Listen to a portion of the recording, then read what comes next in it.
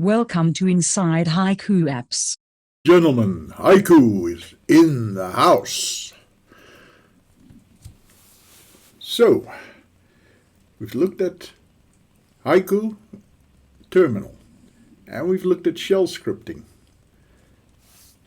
And generally, in shell scripting, you're going to use all the usual bash commands. There's actually, let's see if we can find it. Here it is. A list of all command line applications. And if you know your way around bash, then, or Linux systems, then these things will look very familiar. There's a version of awk, there's base name, bunzip2, cat. Right, so sorry, I am not going to make any videos about bash scripting or these common GNU commands, which generally have a 30-year POSIX history, and some of them were Unix commands before that, so there are tons of tutorials and videos about those. However, Haiku has a number of commands that are specific, that are Haiku only. And I want to spend a bit of time looking at those. So let's go and have a look at alert. Now alert lets you create these little alert boxes in the middle of your screen with 1, 2, or 3 buttons. And this doesn't have to be from bash. Any language that can make a system call can use this. Okay, let's close this, and call up a terminal. And I'm in the menu's way, so go from there. Okay, let's make one button. Right, alert, testing the alert command, and because it's more than one word and there's spaces in there, I'm putting that in double quotes.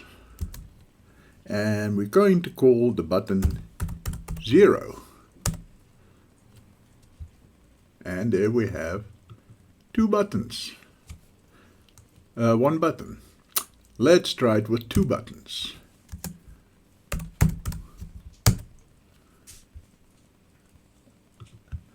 And let's try it with, you guessed it, 3 buttons. So, as I said, this can be used in any language that can make a system call, which is pretty much all of them. You could use it in C++ if you really insisted, although, of course, C++ has its own access to the Haiku API, and that would be a bit wasteful, because it calls up a whole new operating set of variables, and it uses up a fair amount of memory doing that. So if you're writing in C++, obviously use the native API, don't use the alert command. But if you're writing in YAB, Python, that sort of thing, then this is a great little way to have some access to GUI elements. There are more, and we'll get to them. But this is the first one. So in Bash, how are we going to now use this? Okay, let's see. See, when you click on one of those buttons, it spits out the name of the button to standard output, which means it prints it on the screen, but you can print it to something else. So it also gives an error level, but I'm not going to go into that because testing for error levels is a whole new level, pun intended. Alright, so the contents of your button is what gets printed. So if we change this from 0 to button 0, then, oh, well, now what happens if we make that testing the alert command? Let's make that very long. To see if it will word wrap. Not long enough yet. Let's try that again. Let's make it even longer. Yep, there it goes. See, so it does word wrap. There is a maximum width to these alerts. But I want to do that somewhere else. I think if we word wrapped it here after it might look better. Well, we can do that by taking out the space and putting in /n. That's actually, sorry, wrong slash.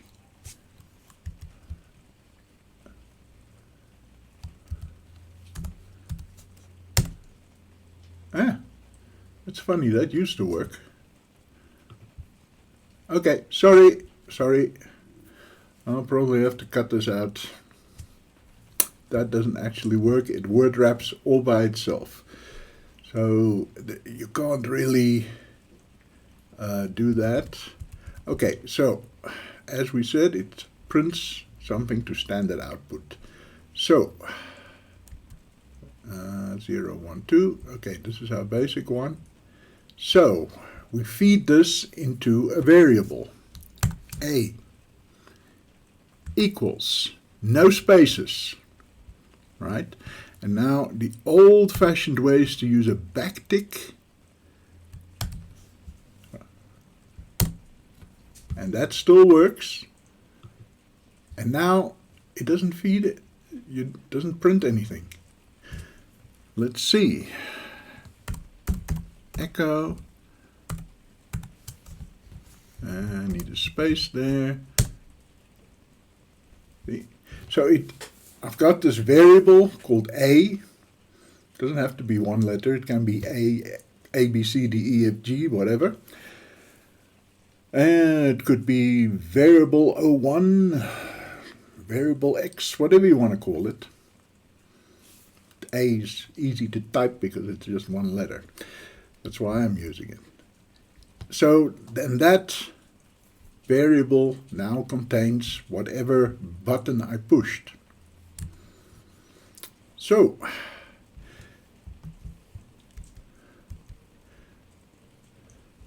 let's see. So yeah, let's push a different button.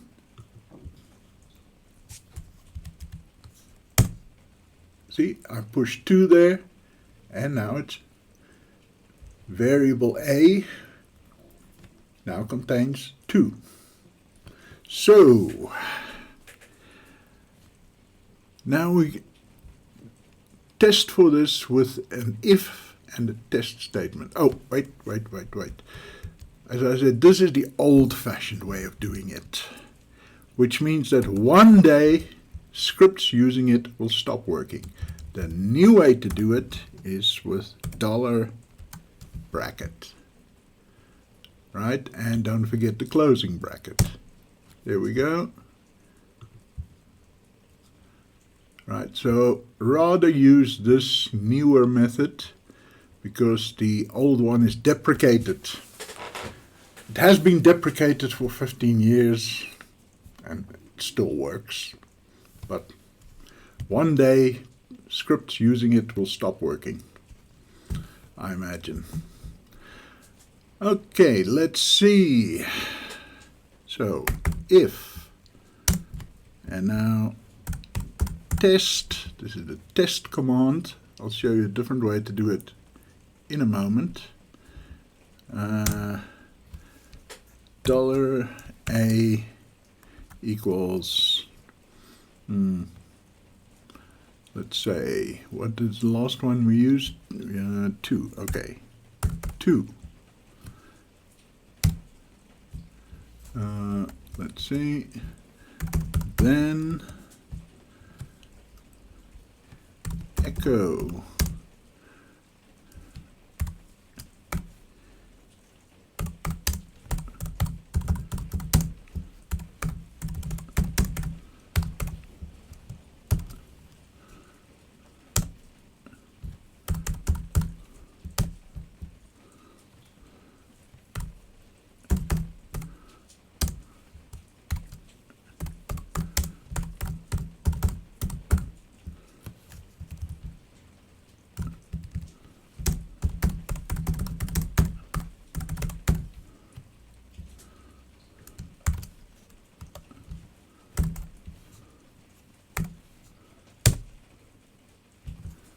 Right, and if we press the up arrow, we get that whole little thing in one statement. So, again, that test command is not the way you'll usually see it. I still like it, it's very clear. But normally you're going to see the square bracket. Square bracket is just a symlink to the test command. Sorry, I gotta take this. Right, so if you're going to use the square bracket, then this space here is very important, because remember, you're really just replacing the test command. And then you need another space and close the square bracket. So that should work as well. No. Yeah, there it is. So, now obviously you can just write that if statement into a shell script. And then you can use elif, which is short for else if, and test for the other button. And you can do another elif and test for the third button, or you can use an else statement, right? And instead of echoing something to the screen, you can tell the computer to do something. Like launching a program. Let's see. Then we still got 2 in the variable. Then like calling up Nano. And hey, that doesn't work. Okay. Here I have now, I now need to remove this.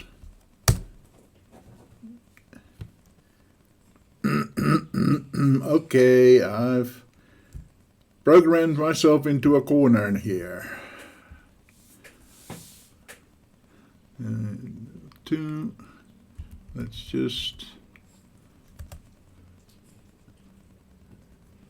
see what is going on here.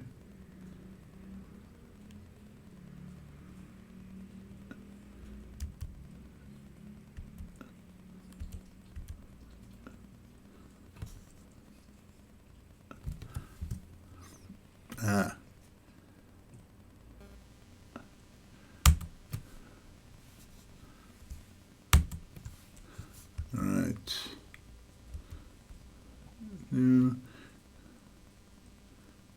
Yeah.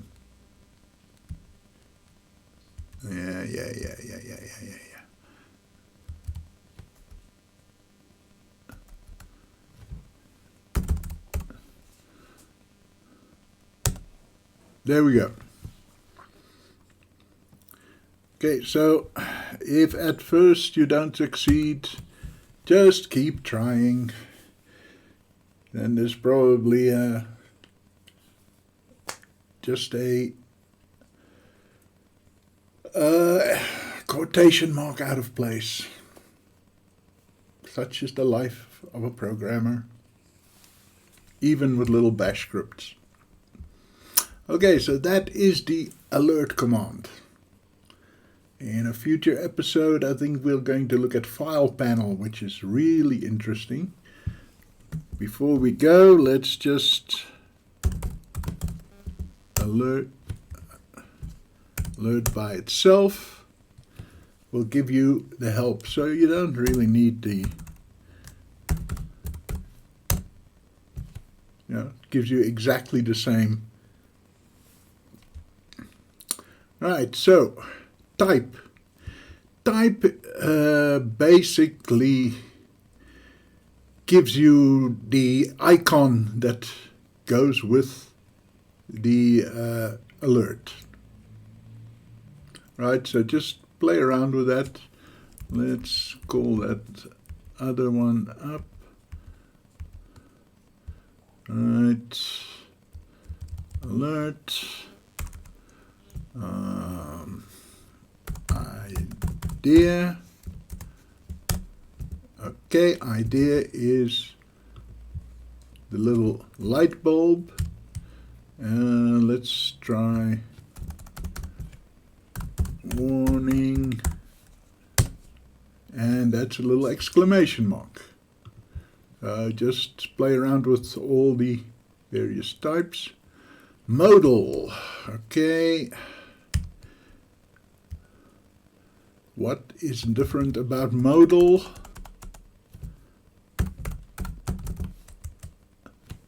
There's no tab. Right, so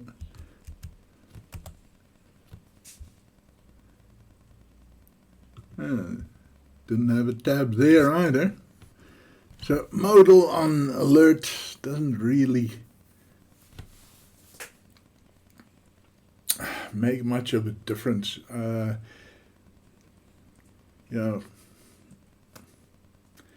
It just does something internally, but from our perspective, there's really not much difference. Okay. So, this video's gone on too long already, but I'm glad we did it too. I'm glad we had a chance to have a look at the alert command. Bye-bye.